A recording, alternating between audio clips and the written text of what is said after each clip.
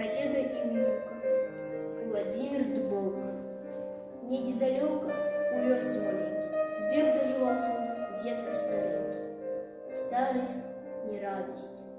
Сядзе і обедаць, ежа льецца з лыжкім дзедам.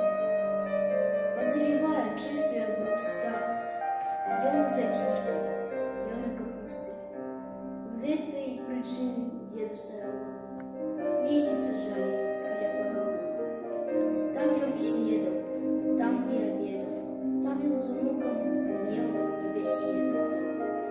Дзедаў унучак, мамін сыночак, ножык узяўшы, сеў у куточак.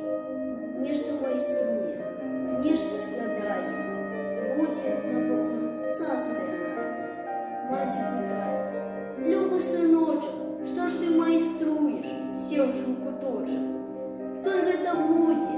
Скрыначка быццам?»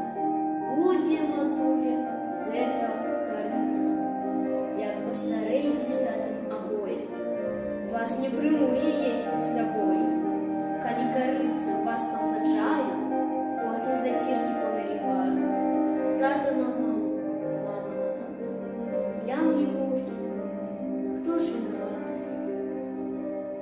Гэтага часу дзеда старога больш не саджалі каля парога.